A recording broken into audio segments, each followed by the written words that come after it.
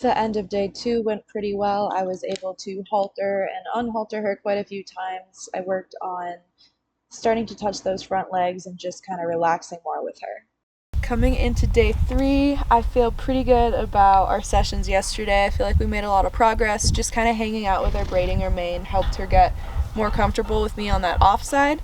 And I took the halter off this morning, so we'll see how rehaltering goes. My goals today are hopefully better at leading, breaking down her individual body parts, so maybe looking at the hindquarters and the shoulder, and I can teach her how to back up. I might do some more desensitizing. We'll see about using a rope to lead the front feet today. I'm not sure yet. We might do that. I'm not sure. I'm liking her responses today, and she's more mellow. Ellen didn't tell me there was a piece of hair sticking up. Thanks, Ellen. So I didn't know if you wanted me to tell you. Just ignore that happened. This is the stage where I start working a lot on creating that draw. So as soon as I can get her to kind of link onto me, I'm going to back up and reward. And this was pretty big because I think this was the first time that she actually stepped towards me and was paying attention right when I acknowledged her and came in. She kind of acknowledged me. She's not willing to draw in all the way quite yet, so I'll meet her halfway, go up and reward her.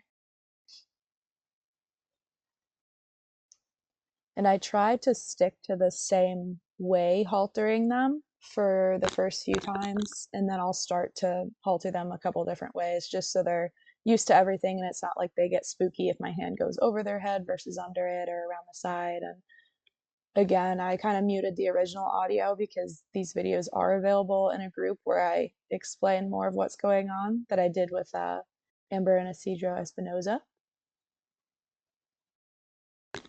But I'm pretty happy with her response here of not completely spooking when I toss it over the other side of her neck. Like I said, this is just day 3 with her.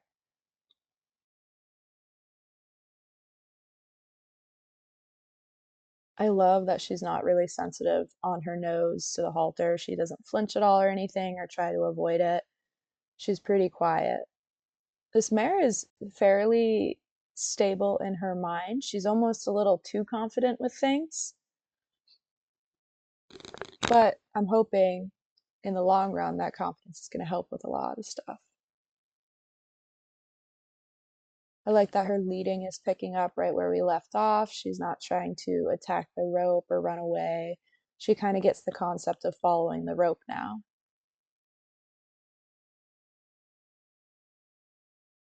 And I feel like I always talk about this, but I'll mention it again. I always like to switch things up from haltering to leading. I'll probably work on her feet and desensitizing. I do a lot in one session, but for short periods.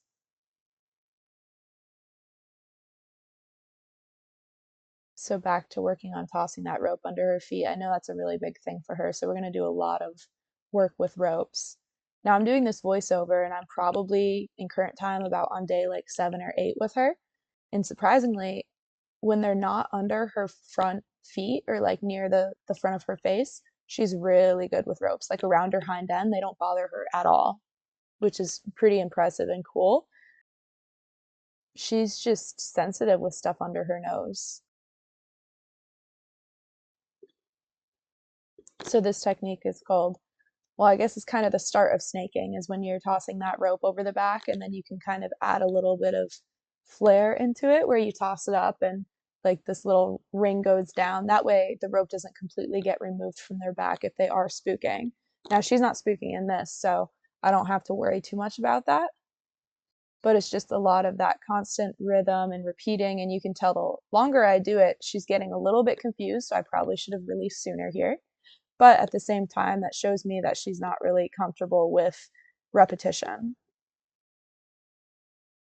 She's a horse that kind of freezes and holds it all in, so that's why I have to really make sure that she calms and gets mellow. So you'll see this one doing a lot of desensitizing in motion, because the horses that can freeze, they can do a lot with their feet still, but the second they start to move and feel like in their mind they have that opening and less restriction and they can unlock their feet, that's when they start to get worried and actually show you how they're completely feeling with their body language. Not that they don't when they're in the freeze state, it's just they're not very expressive, and I feel like people can get away with a lot of things sometimes when they're in that freeze state and the horse isn't fully accepting and calm and understanding. So now I'm working on touching further back on her body.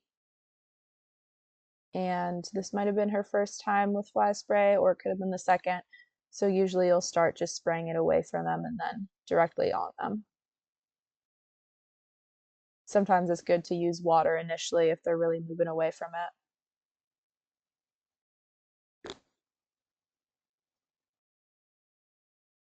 First time I introduce a new object to them, I like to let them look at it and then I'll take it away again, just like the pressure and release of it. And I'll start making some noise with it off to the side. So it's not directed at them, it's kind of just relaxed energy in an area away from them. And then I'll let her check it out again because it was just making noise, so it was kind of scary.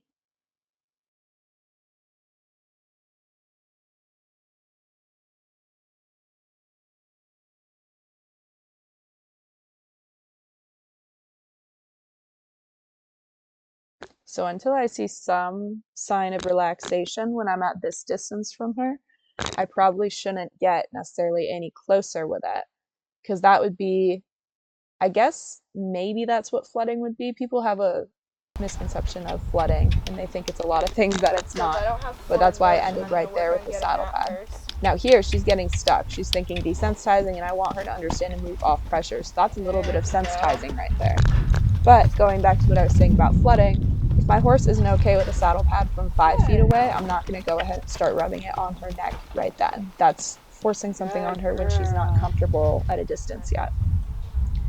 And then when I was trying to get her to go out, she was thinking desensitizing and kind of ignoring the cue. That's her showing her freeze state too. She's like, I don't know what this person wants, so I'm just going to stand here and kind of wait. So that's when I had to up my energy and pressure. And then the second she moved off, I relaxed. So like right here, when she's struggling to move forward, I'm going to keep driving from behind, keep asking her, good. The second she moves, I'll relax my energy. Now I always want to be super clear with her, so I'm always going to point with my hand in the front first. And again, so I don't have it turn into nagging, the second she does walk, I'll relax that hand in the front. You also probably can't hear it. I don't think I'm leaving the audio on this video, but I'm clucking to her as well. And I might be saying walk or trot or something. And then with the backup, it's just a little bit of pressure into the halter. It really didn't take her too long to get this. I forgot the other thing I did was leading by the feet. This was a whole nother session that day. Basically, you get the rope around their leg either by having them step into it or going up to them and just putting it on yourself, usually higher up on the leg. I like to do this and work with tools before I get my hands down there, especially since I could see her reaction with ropes. Now, the most important thing here is that I don't release when she is being resistant and pulling her leg back, pawing out at it, any of that stuff. It is nice to sometimes do this without a lead rope on the halter because I truly do want to be leading her by her feet. I don't want to rely on that halter. However, I think a couple times I show here, I do put pressure on that lead rope because she's so stuck. So I use it kind of as a backup cue to show her what I want her to do. So I put pressure on that rope. The second she shifts and puts her weight onto that leg without resistance is when the pressure from the leg rope releases.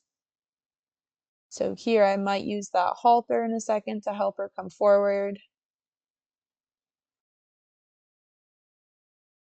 Good, we were able to get it without the halter that time.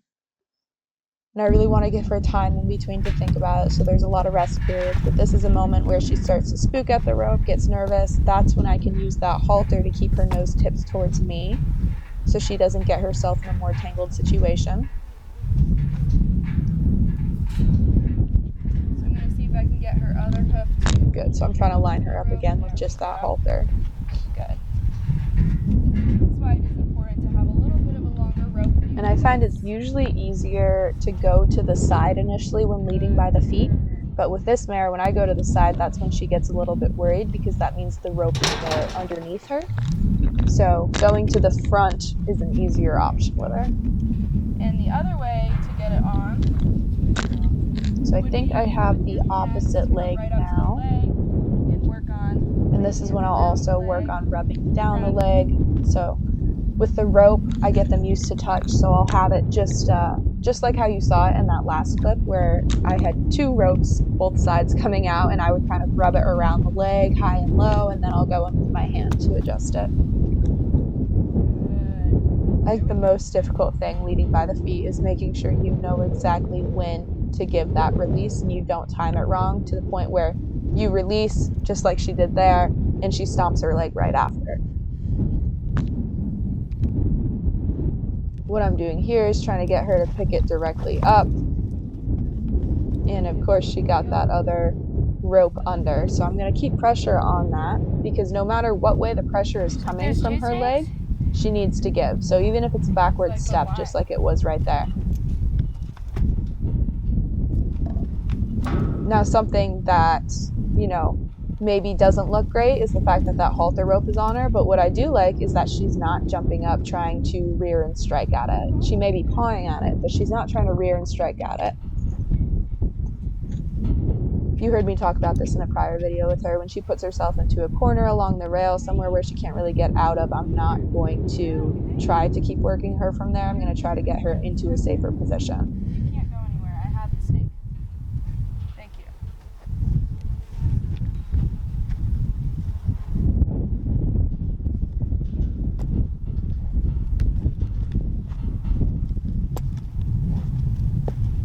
So right now all her movement isn't really in response to the rope or giving to it. She's just kind of wandering around. I don't really know if she's even following me or following the rope at that point. No. And then she got into a trick where she would put the rope underneath so I couldn't pull directly forward. So we worked with it in this way instead. So you can see I'm trying to keep as much slack as I can on the halter unless she tries to turn to put herself into a bad position. And now that she wants the rope underneath behind the other leg, I'll keep it there and work on her giving to pressure that way.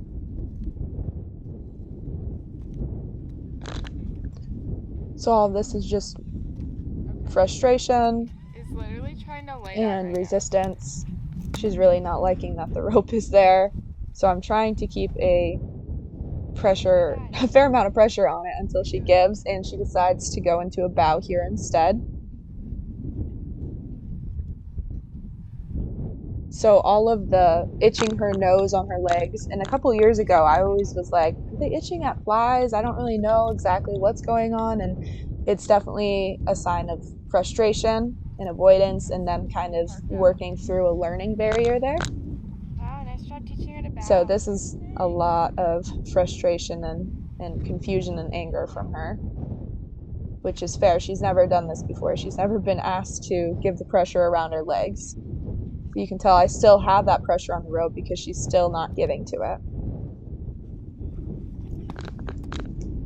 And it's not like I want her to go down or anything. I just want her to give. So I did get that leg behind now. So hopefully I can get her to think forward. This is a really big thing for her since she's very defensive with her front end. She hasn't been defensive at all with her hind end yet that I've seen. So I did want to tackle leading by the front feet fairly early on because I feel like that's really going to help her out. There's a good release from her. And picking up her leg, you can see the rope is over her withers right now. So initially I had to pick it up from the other side to have her hold it up. It just helps to have some leverage there, so when she is kind of pawing and moving her leg around at it, I'm able to hold it up safely and not let her get her foot away. And then I can go to the same side, lift it with the rope, take it off with my hand, and then have that relaxation moment. Same thing with this leg. I'm able to get her to pick it up super soft, and I did not pick that one up with the rope for leverage over the back. Okay, I feel pretty good about that section. I'm really happy with how we ended picking up the front feet because that's like a big thing for her, the ropes. Literally anything on the ground is going to be our biggest downfall. Also, I'm like being a little bit, dramatic because it's day 3. But overall, she's doing really good, I think, for me being behind. Like, I'm pretty happy with where she's at. I can jump all around her. I don't think I have any videos of that, but she's pretty desensitized to my body.